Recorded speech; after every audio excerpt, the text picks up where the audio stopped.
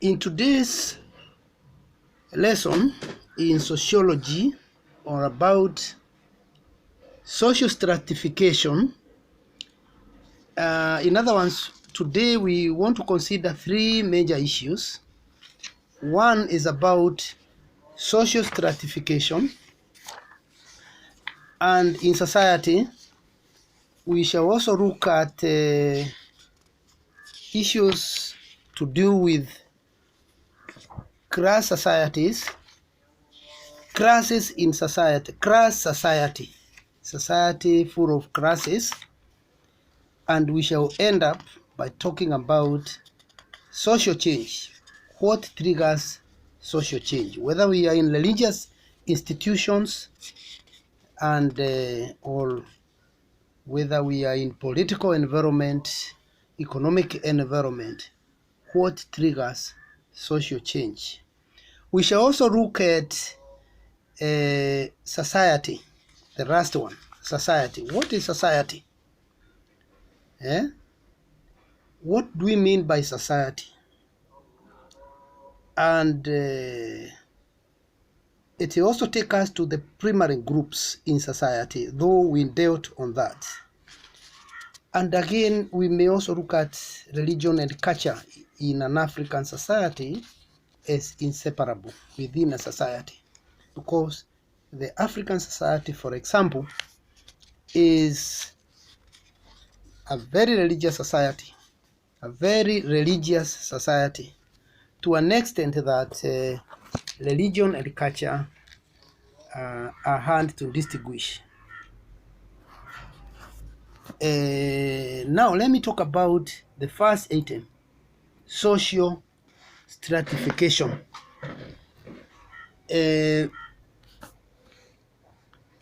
We may want to ask ourselves a few questions regarding social stratification. One, what is social stratification? Should it be affected by our plurality? Another question is, define social stratification and discuss some of the characteristics of caste system that we found in India, particularly amongst the Hindu. And in view of that world, and in view of world becoming a global village, talk of globalization, mention some problems that the caste system will encounter in future. Another question is, should pluralism affect social stratification? Say yes or no and give reasons. Another question, that is fourth question. What do you understand by the words social stratification? That is where we began. What is social and what is stratified? How stratified is social stratification? And if you are a Christian or a religious practitioner, how can the church or a mosque and a social community be both a religious institution and a social community at the same time? Question 6. Discuss any of the three principal types of social stratification. You may talk of caste, estate, class. Question 7. How do class systems differ from caste systems? The last question, how do class systems differ from caste systems? Question 8, that is question 7. What are the different ways of interpreting systems of social stratification? Now, social stratification is the ranking of subgroups in a society according to the wealth, power, and prestige. It's also a system of institutionalized. It is also a system of institutionalized social inequality based on important material and symbolic differences in a society, such as differences in wealth, religion, or family heritage. There are dimensions of social inequality, for in 1946, a sociologist by name Max Weber delineated 3 basic criteria used for measuring levels of social inequality. And Max Weber talked about wealth, power, and prestige. And look at them will show that wealth, for him, people are first distinguished from one another by the extent to which they have accumulated economic resources, that is wealth. That is how Max Weber saw it. He also went on to talk about wealth by saying that the forms that wealth may take will vary from one society to another. For example, for the Mexican farmer, wealth resides in the land, while for a Maasai of Kenya, wealth is measured by the number of cows one has. Concerning power, Max Weber looked at this dimension of social inequality by saying that by defining power as the ability to achieve one's goals and objectives even against the will of others. That is power. So for Max Weber, power is often correlated with wealth for economic success, particularly in Western societies and the emerging modern or westernized African states, where increases where there is increases in the so-called chances of power. Okay, the power of domination is also increasing. Power can also be gained by possessing specialized knowledge or eloquence as a speaker. The last dimension of social inequality, according to Max Weber, is prestige. And according to Max Weber's formulation, the social esteem, respect, or admiration that a society confers on people is what we refer to as prestige. Now, social prestige vary from one culture to another culture, since favorable social evaluation is based on the norms and values of a particular group. For example, in North American plains, Indians, warriors on horseback were held with high esteem. Okay, warriors on horseback among the American Indians. And in some pastoralist communities in Kenya, old men were traditionally, or in ancient Africa, were accorded the highest prestige.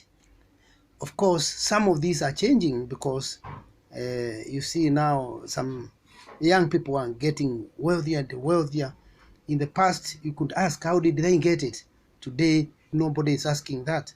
So being old is no longer prestigious, because some of them are poor and looking for support from the youth who have lost respect for the elderly.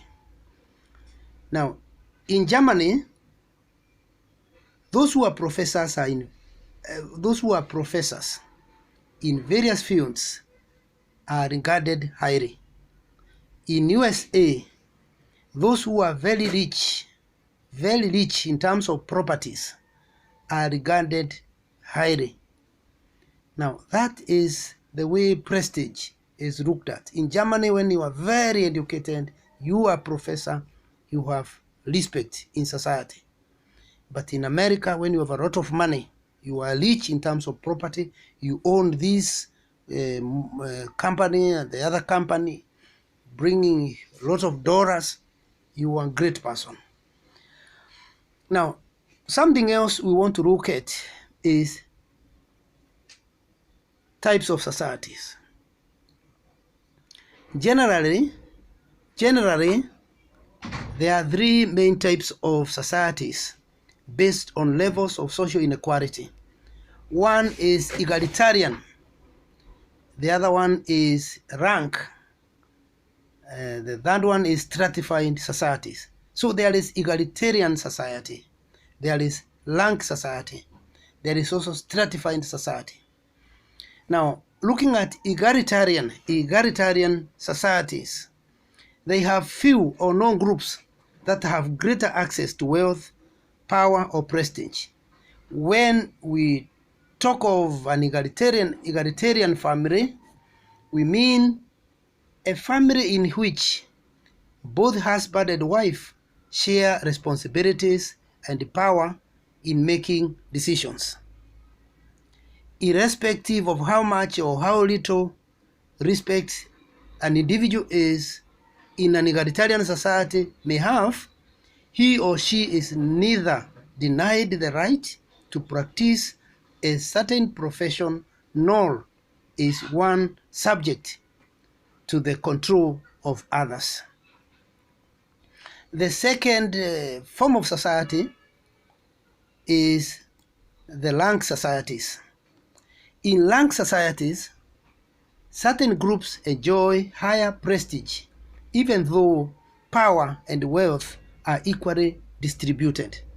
They are usually found among chiefdoms, have economic based on redistribution, and illustrate limited political role specialization. Now, in rank societies, there is usually a fixed number of high status positions, which only certain individuals are able to occupy. Others are excluded irrespective of their personal skills, wisdom, industriousness, or any other personal traits. Possessions such as chief are hereditary in nature. Possessions, privileges, and titles pass from a man to his eldest son. You can see some even have no gender considerations. All younger sons are of little social importance because they are not in direct inheriting line. They may not inherit anything from the father. For example, Northwest Coast Indians of North America are in this category of rank societies. Now, concerning stratified societies, they illustrate the greatest degree of social inequality in terms of all three forms of social rewards. That is, wealth, power, and prestige. They are found mainly in industrialized societies, have market economies, and are associated with state systems of government. Note, however, that we must underline the fact that while egalitarian societies have the least amount of social inequality, the stratified societies have greatest degree of social inequality. Thus, stratified societies are characterized by considerable inequality in all forms of social rewards, that is, power, wealth, and prestige. The political, economic, and social inequality in stratified societies is both permanent and formally recognized by the members of the society. In some cases, unequal access to rewards, found in stratified societies is by and large inheritable from one generation to the next. Any question? Okay, the other question is discuss the principal types of stratification. Discuss the principal types of stratification, or the main types of stratification. We want to talk about caste system, estate system, and class system, the three of them, which are the main types of stratification. That is class system, estate system, caste system. Now, starting with caste system is one of the major types of stratification. Let me say that in a caste system, especially among the Hindu of India, individuals born into a particular stratum must remain there for life. For example, a very rigid caste system existed in India until modern times, when it is going weaker and weaker, maybe out of this globalization. Now, in this, members were basically divided into 5 major categories. Number 1, the Brahmins, the highest caste, ruled society supposedly with divine guidance. Number 2, Kshatriyas, it forms the military and the aristocracy. Number 3, Vaisyas, overseers or Vaisyas.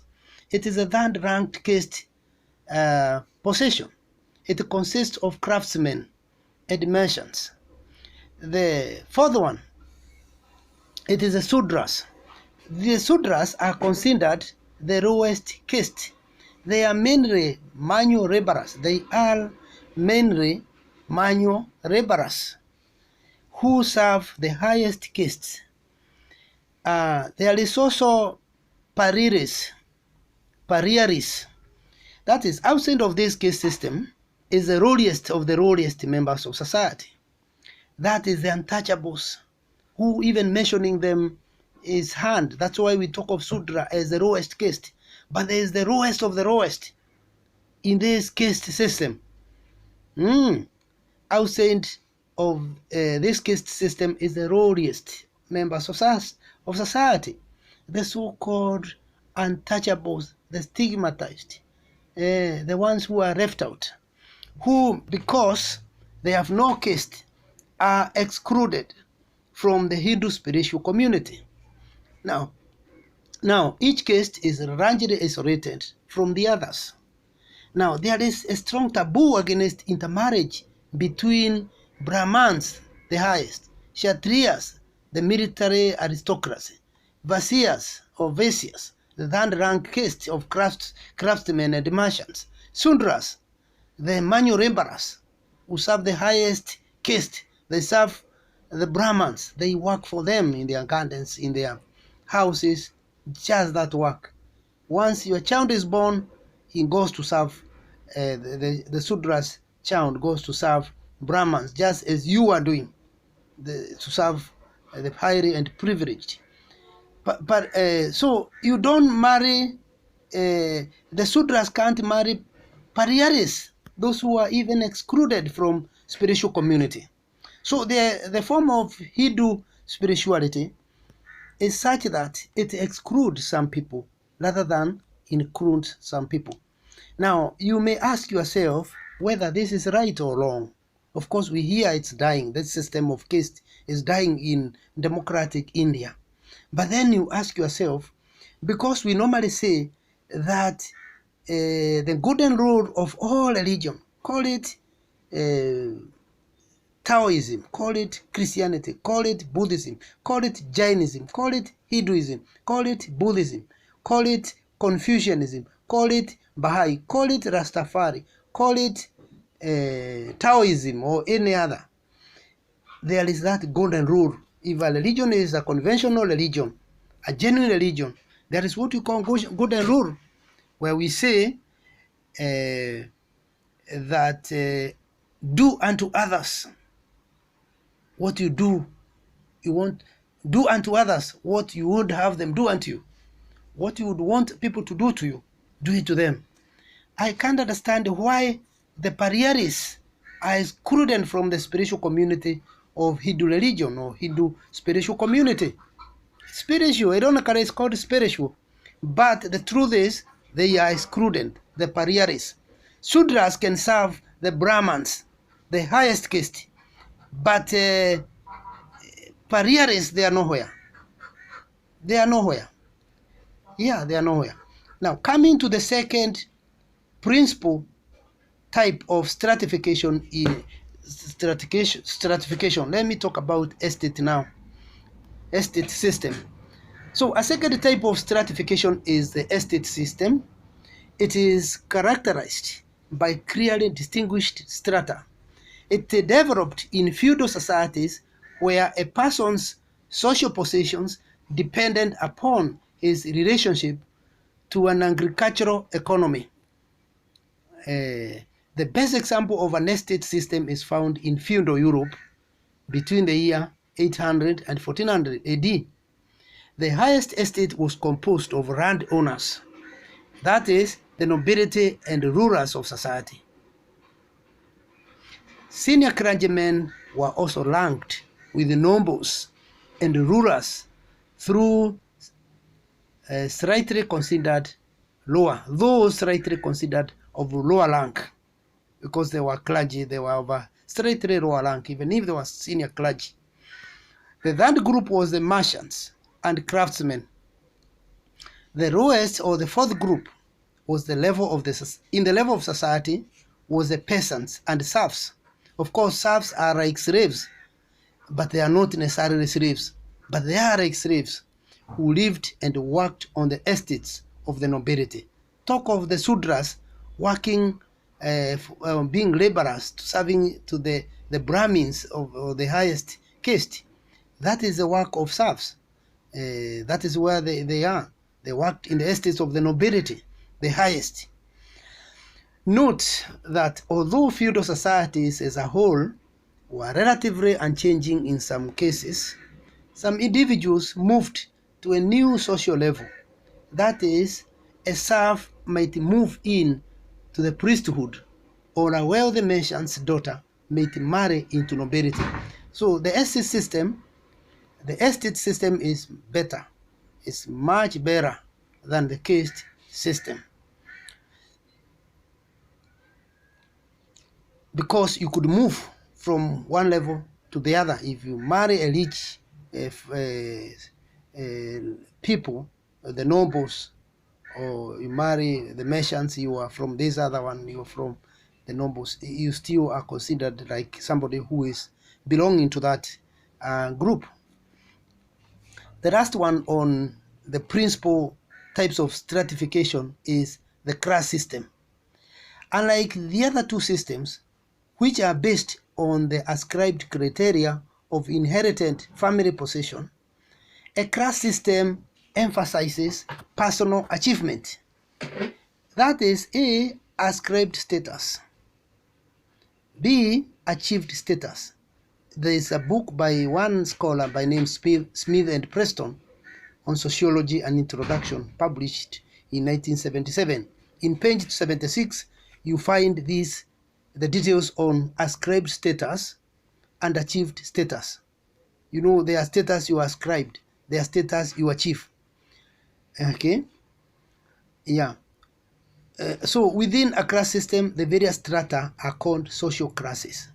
So a social class consists of people who are similar usually in their income, wealth, educational background, and occupational prestige. People in a class society are encouraged to move into the higher class by competitive upkeep. Now, modern African states, the United States, Western Europe, or Western European nations follow in this category. So unlike the other two systems, which are based on the ascribed criteria of inherited family possession, a class system emphasizes personal achievement. So that is much, much better than the last one. Values, a class system values your personal achievement. But again, if you are lazy, you can be forgotten, because capitalists are also here in the class system. Yeah, you never know. What we need is to define the parameters of, reaching where you have reached. Otherwise, you could have destroyed others in order to shine. You could have been bad-mouthed others in order to shine. You tarnish other people. You can even kill other people in order to remain on the top of things. That should be addressed. So we can ask a few questions after all this. Now, what forces gave rise to social classes? What made these social classes to come, or in your area, what makes them to come up? Why are these social classes? Is it environmental reasons? Is it geographical reasons?